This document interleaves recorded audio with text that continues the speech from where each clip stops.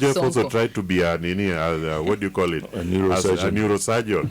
Sasa wire ikabidi arudi Kenya. Did you listen to the Hot Breakfast this morning? Here's what you missed. We've been seeing stories the last few weeks about some guy who showed up, turned out to be a fake lawyer, Brian Mwendwa. And then the stories were just snowballing, the people exaggerating how many cases he has won in court, and people were wondering, how was he able to get away with all this? Joining us in the studio live is Nick Odhiambo's younger sister. Yes, she just happens to be the vice president of the LSK, Faith Odhiambo. Hi, sis.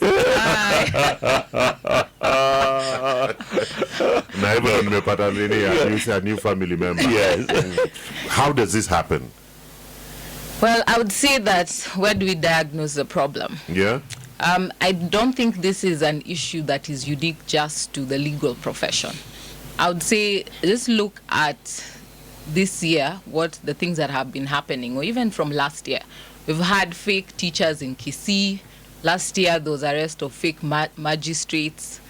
This year, we have a doctor who has done surgery for 19 years. And then we have the Mwendwa. And I say quacks have been a problem that the Law Society has been dealing with from the 80s, so to speak. But we've never had such a brazen case as Brian, because Brian was appearing in each and every function. You know, conmen tend to hide away from the cameras. But the reality of what we see in Brian is that he was brazen, appearing with everyone. So it was easy to take it that he's an advocate. And the unfortunate thing is that he was able to cleverly copy the name of one of the advocates. Surprisingly, it turns out to be one of my students, former students at the University of Nairobi. So he would write Brian N. Mwendwa without saying what the N is. So it was easy to pass it off, do the fake ID and the rest, even create a fake practicing certificate. The challenge that the Brian Mwendwa case raises for us is how can we tighten our systems? Because I think at the Law Society there's been that element of trust. It's a noble profession. There's a way we address each other. There's a way we treat each other in the legal profession. And so when you even have the guts to look for the president or the vice president or council members, there's that idea, knowledge that you know who your leaders are in the legal profession. So I think looking at how things have changed, we need to be a bit more cautious and suspicious of one another. Ideally, something that was not there in the legal profession before. We just have to be a bit more, let's say, suspicious as we look at who are you interacting with, where are they from. It can't be the days of just chilling with somebody and thinking, yes, because he's dressed well, he hangs out with the rest of the members of the bar, then he must be definitely from the bar. Including the president of the LSK as well. There's several pictures of them online. Exactly. And even looks more like this picture, it looks like he is the LSK president. There he's standing his poise and everything. I think maybe he went for dress classes and posing classes. Yes. To look more, to look like he could fit into the legal profession. Faith, how is this possible to have been allowed to go on for so long? I don't know if he's won these 26 cases that we've heard of. It's implausible for him to have won 26 cases. Just look at our justice system. The challenges we have been having, even the reason of setting up the small claims court, was because justice, you could not win or finish a case in record time of even 1 year. And that's why the business community has been complaining, how can we ensure that we have matters completed at a timeous rate. And so the reality is those 26 cases, I think someone coined for purposes of making it sweet to the tongue and selling it as a story in the media. But the reality is that he did not win 26 cases. We have since been able to gather some evidence which the DCI are analyzing, and some of his clients already, or alleged clients, are coming forth and lodging complaints of misrepresentation and the likes. And I would say once the real Brian was admitted in June last year, 2022, And I think thereafter is when he took on the guise of taking after his identity. And I would say that he's done it for almost a year, for just past a year. And he was caught by virtue of the pleadings that he had filed. Another advocate was able to look and then raised alarm. And then once a complaint also was lodged by Brian because he tried to access his portal and he was not able to access his portal, and he said he's having a challenge. And then our office started the investigations before it all went public. And so we were trying to track and see how did this happen, and trying to track him so that we could arrest him. But of course, once the story went viral, he got aware and he was able to get a godfather in Sonko to buy some time.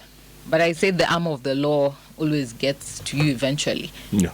For us, the challenge that we have recognized with the Brian Mwendwa case is that we need to tighten our systems. And that is what the Law Society is currently working on to ensure that such a scenario doesn't happen. We have various cases of identity theft, and that's why also we have launched a country manhunt. We arrested one Sharon, who also took on an identity of a fellow advocate, and she'll also face the full force of the law. We've arrested 2 in Siaya, we have 3 in Siaya, 3 in Kakamega, and we'll continue the manhunt. We were doing some last week in Nairobi, and I think they got wind that the Law Society is on the prowl. And so most have closed their offices, but we are still doing our investigations, working with the office of the IG to help us conduct these arrests. So we are calling on to our members to also give us information, and members of the public, because ideally some of these cases you find that people knew. Like the Sharon case, we found that there were members who knew that Sharon was actually masquerading. And though she's a lawyer, the difference is she's a lawyer, but she didn't finish her Kenya School of Law. But the reality is the impact on the society, particularly on the clients that you represent, because most of those pleadings that you have filed will be struck off because you're not a qualified person. You cannot purport to be representing. And I must lay clear, this is a different case of an Okia Mutata. Okia Mutata goes as a layman to present petitions to court. This is a situation of someone taking on the identity of someone else, feigning that they're a qualified advocate. So you even lose the whole essence of representation. Members of the public have the right for representation. Now, if you get an unqualified person and this person is not able to give you a fair trial, that smacks at the face of administration of justice and the rule of law. And this is a fight that the Law Society is working on, not only as the leadership, but the entire membership, because this affects the quality of legal representation that is given to the members of the public. I've seen a number of members of the public lauding the Brian Mwendwa scenario. But when you look at what will be the impact, one, the cases that he's done, what will be the impact and the effect? So members of the public have paid legal fees thinking this is an advocate. You've lost money. You'll probably lose all those cases. And 3, where can you go to complain? Now, when an advocate has committed any misconduct, we have the Advocates Disciplinary Tribunal that you can launch a complaint. And there are remedies available, even to the extent of compensation, or even striking out these advocates who fail to give proper representation to their clients or engage in any misconduct. But for cases like Brian Mwendwa, because he's not a member of the Law Society of Kenya, there is no recourse you can get from the Law Society of Kenya. And the only way is to prosecute them, and some will disappear and reappear years later.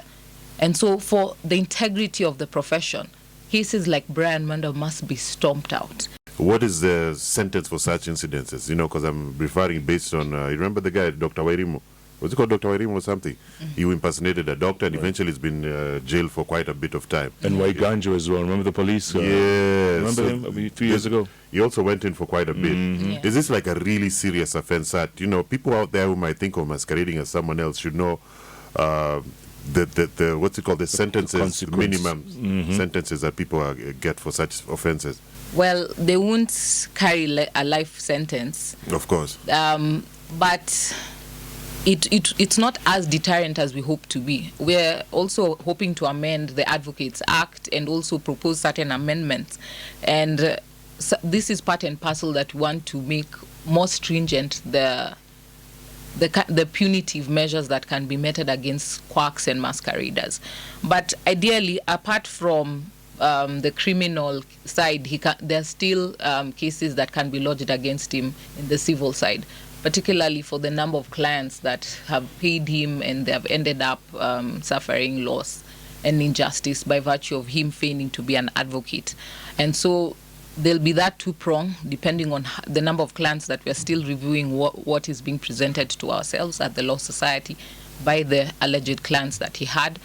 But we think the punitive measures need to be changed under the law because we think it's not as stringent to deter a scenario that will never have another Brian again. Yeah. But in terms of our systems, we're just going to make it a bit more harder for a scenario of another Brian tending to take up the appearance of another advocate. Bernardo Chieno wants to know the cases that he's won, whether it's 1, 2, 3, 4 cases, the cases that he has won, are they going to be nullified?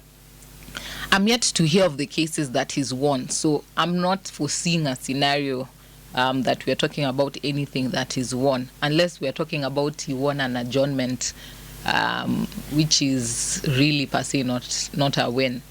And so we're still investigating the number that he had filed, the number of cases. We're able to get some information as to how to track that down. And so once we've completed that, we'll be able to update the members of the public on the exact scenario, because I think it's a sensational story that has really won over people, thinking that you don't need education to be able to make it. But in the legal profession, the ideal you can't make it without education.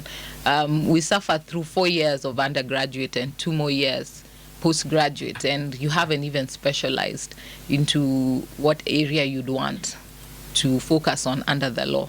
And so for those years, I doubt you can pick and apply a situation of suits. I think it's really caught on that he's the suits guy who comes up and he's really brilliant. So what is it? They watch too much TV and they decide, you know what, I can do this. Is that what happens? You know, the reality is if you watch Suits and you look at the Kenyan legal system, you'll be highly discouraged or demoralized, because it's nothing like that at all. Our legal profession is more of procedure and substance of the law, and so there's no those sensational. I think we'll get maybe a few cases that you'll find sensation and you can play around with it, but mostly it's technical. So where Brian was able to maneuver around is on a few criminal cases here and there, but he was not able to maneuver to fruition because he wouldn't have been caught. Ideally, if he was so brilliant, he wouldn't have been caught in the first year. Yeah.